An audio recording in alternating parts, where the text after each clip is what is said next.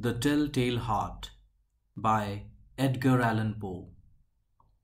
True, nervous, very, very dreadfully nervous. I had been and am. But why will you say that I am mad? The disease had sharpened my senses, not destroyed, not dulled them.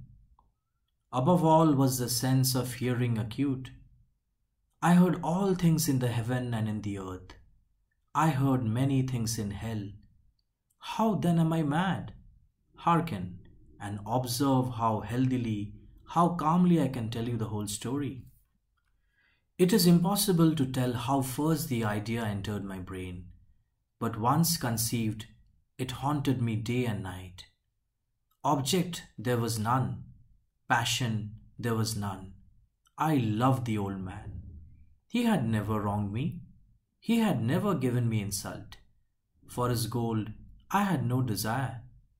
I think it was his eye. Yes, it was this. One of his eyes resembled that of a vulture, a pale blue eye with a film over it.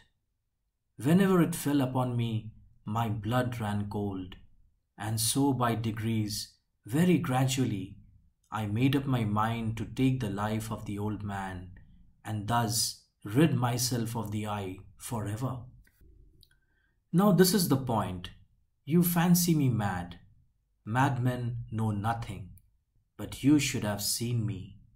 You should have seen how wisely I proceeded, with what caution, with what foresight, with what dissimulation I went to work. I was never kinder to the old man than during the whole week before I killed him.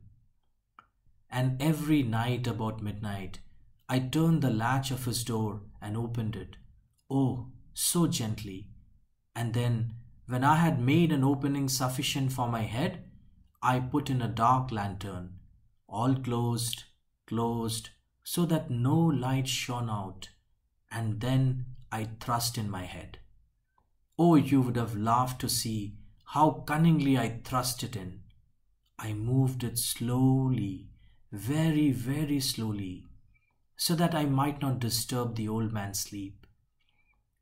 It took me an hour to place my whole head within the opening, so far that I could see him as he lay upon his bed. Ha! Would a madman have been so wise as this? And then, when my head was well in the room, I undid the lantern cautiously. Oh, so cautiously, for the hinges creaked. I undid it just so much that a single thin ray fell upon the vulture eye. And this I did for 7 long nights, every night just at midnight, but I found the eye always closed. And so it was impossible to do the work. For it was not the old man who vexed me, but his evil eye. And every morning when the day broke, I went boldly into the chamber and spoke courageously to him, calling him by name in a hearty tone and inquiring how he had passed the night. So you see, he would have been very profound old man indeed to suspect that every night, just at 12, I looked in upon him while he slept. Upon the 8th night, I was more than usually cautious in opening the door. A watch's minute hand moves more quickly than did mine. Never before that night had I felt the extent of my own powers, of my sagacity. I could scarcely contain my feelings of triumph. To think that there I was opening the door little by little, and he not even to dream of my secret deeds or thoughts. I fairly chuckled at the idea, and perhaps he heard me, for he moved on the bed suddenly as if startled. Now you may think that I drew back, but no. His room was as black as pitch with the thick darkness, for the shutters were close fastened through fears of robbers, and so I knew that he could not see the opening of the door, and I kept pushing it on steadily. I had my head in and was about to open the lantern when my thumb slipped upon the tin fastening and the old man sprang up in the bed crying out, "Who's there?" I kept quite still and said nothing. For a whole hour I did not move a muscle, and in the meantime I did not hear him lie down. He was still sitting up in the bed listening, just as I have done, night after night, hearkening to the death watches in the wall. Presently I heard a slight groan, and I knew it was the groan of mortal terror. It was not a groan of pain or grief, oh no, it was the low stifled sound that arises from the bottom of the soul when overcharged with awe. I knew the sound well. Many a night, just at midnight, when all the world slept, it had welled up from my own bosom, deepening with its dreadful echo the terrors that distracted me. I say I knew it well. I knew what the old man felt and pitied him. Although I chuckled at heart, I knew that he had been lying awake ever since the first slight noise, when he had turned in the bed. His fears had been ever since growing upon him. He had been trying to fancy them causeless, but could not. He had been saying to himself, "It's nothing but the wind in the chimney. It is only a mouse crossing the floor, or it is merely a cricket which has made a single chirp."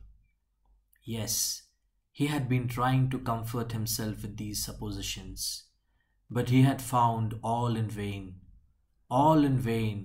because death, in approaching him, had stalked with his black shadow before him and enveloped the victim. And it was the mournful influence of the unperceived shadow that caused him to feel, although he neither saw nor heard, to feel the presence of my head within the room. When I had waited a long time, very patiently, without hearing him lie down, I resolved to open a very, very little crevice in the lantern. So I opened it.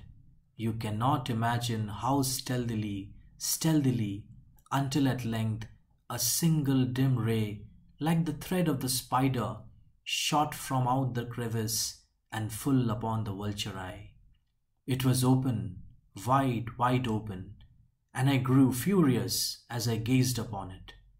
I saw it with perfect distinctness, all a dull blue, with a hideous veil over it that chilled the very marrow in my bones. But I could see nothing else of the old man's face or person, for I had directed the ray, as if by instinct, precisely upon the damned spot. And now, have I not told you that what you mistake for madness is but over-acuteness of the senses? Now I say, there came to my ears a low, dull, quick sound, such as a watch makes when enveloped in cotton. I knew that sound well too. It was the beating of the old man's heart. It increased my fury, as the beating of a drum stimulates the soldier into courage. But even yet I refrained and kept still. I scarcely breathed. I held the lantern motionless. I tried how steadily I could maintain the ray upon the eye. Meantime, the hellish tattoo of the heart increased. It grew quicker and louder every instant. The old man's terror must have been extreme. It grew louder, I say louder every moment. Do you mark me well? I have told you that I am nervous, so I am. And now at the dead hour of the night, amid the dreadful silence of that old house, so strange a noise as this excited me to uncontrollable terror. Yet for some minutes longer I refrained and stood still, but the beating grew louder. I thought the heart must burst, and now a new anxiety seized me. The sound would be heard by a neighbor. The old man's hour had come. With a loud yell, I threw open the lantern and leaped into the room. He shrieked once, only once. In an instant I dragged him to the floor and pull the heavy bed over him. I then smiled gaily to find the deed so far done, but for many minutes the heart beat on with a muffled sound. This, however, did not vex me. It would not be heard through the wall. At length it ceased. The old man was dead. I removed the bed and examined the corpse. Yes, he was stone dead. I placed my hand upon the heart and held it there many minutes. There was no pulsation. He was stone dead. His eye would trouble me no more. If still you think me mad, you will think so no longer when I describe the wise precautions I took for the concealment of the body. The night waned, and I worked hastily but in silence. First of all, I dismembered the corpse. I cut off the head and the arms and the legs. I then took up 3 planks from the flooring of the chamber and deposited all between the scantlings. I then replaced the boards so cleverly, so cunningly, that no human eye, not even his, could have detected anything wrong. There was nothing to wash out, no stain of any kind, no blood spot whatever. I had been too wary for that. A tub had caught all. Ha ha. When I had made an end of these labours, it was 4 o'clock, still dark as midnight. As the bell sounded the hour, there came a knocking at the street door. I went down to open it with a light heart, for what had I now to fear? There entered 3 men, who introduced themselves with perfect suavity as officers of the police. A shriek had been heard by a neighbor during the night.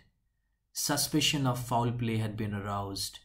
Information had been lodged at the police office, and they, the officers, had been deputed to search the premises.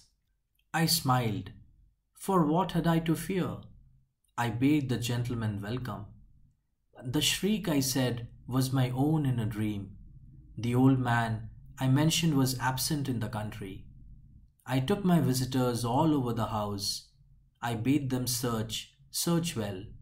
I led them at length to his chamber. I showed them his treasures, secure, undisturbed. In the enthusiasm of my confidence, I brought chairs into the room and desired them here to rest from their fatigues, while I myself, in the wild audacity of my perfect triumph, placed my own seat upon the very spot beneath which reposed the corpse of the victim. The officers were satisfied. My manner had convinced them. I was singularly at ease.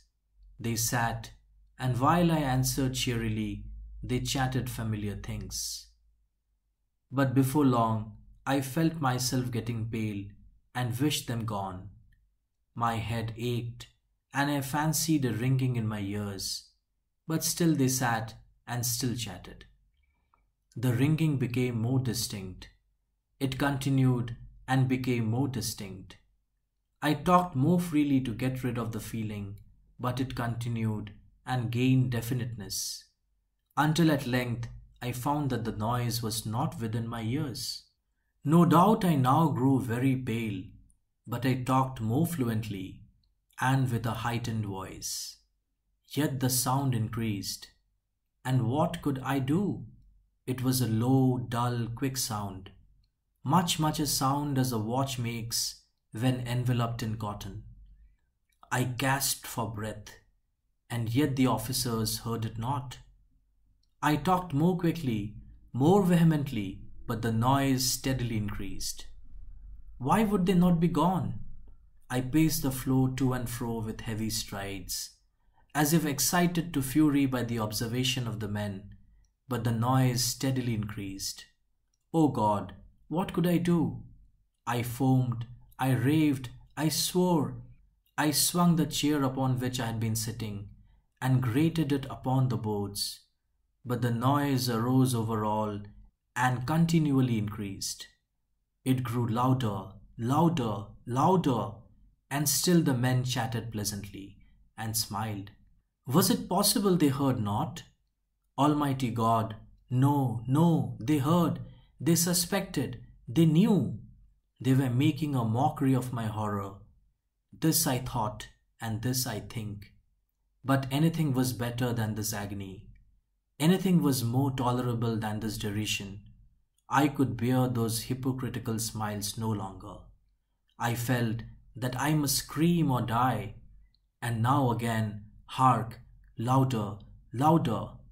Villains, I shrieked. Dissemble no more. I admit the deed. Tear up the planks. Here, here. It is the beating of his hideous heart.